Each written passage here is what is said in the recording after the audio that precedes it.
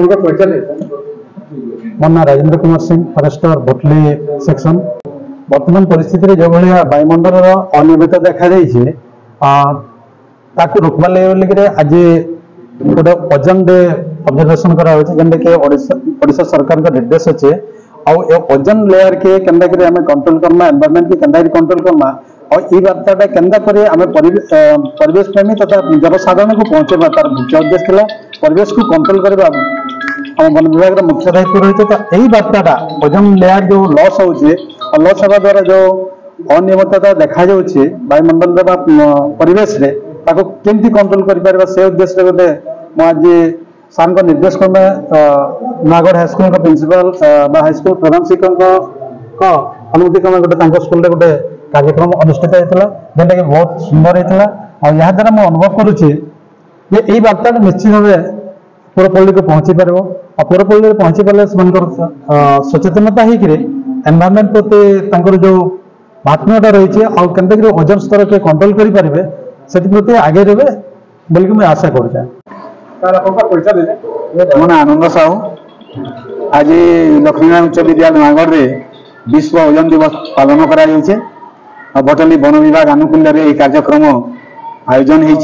Homer विद्यालय छात्र छात्री शिक्षक तथा वन विभाग कार्यकर्ता समस्त उपस्थित अच्छा आम जाचु जे प्रकृति बंचिले जाए आम बंचा से आमर गोटे सुरक्षा कवच भाव रही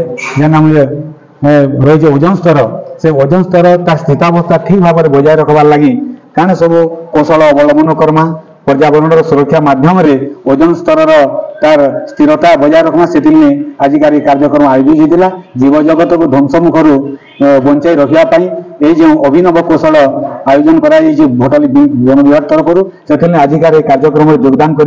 भटली वन विभाग कार्यकर्ता एवं आमर प्रकृति बंधु सुशील कुमार साहू प्रकृति बंधु माननीय नीलकंठ साह एवं अन्य कार्यकर्ता समस्त को मुझे कार्यक्रम में कृतज्ञता ज्ञापन करने सहित आगामी दिन में यही प्रकार पर्यावरण सुरक्षा आमको मार्गदर्शन करवा है। मो सुशील कुमार साहू ए अनुष्ठान प्राक्तन प्रधान शिक्षक ता संगे संगे जड़े परिवेश कर्मी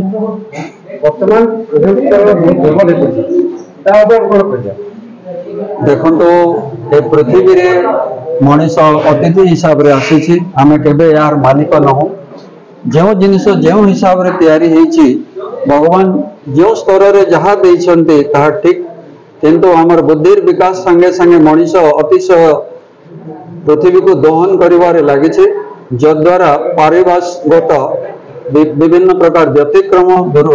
असुविधा सृष्टि होइছে और आगामी दिन में आम जदि ताको ठीक रूप से न रखिबा आमर परवर्ती पीढ़ी बंचिबा पई असुविधा भोगिबे सेति आज ओजन दिवस पालन करा होतला।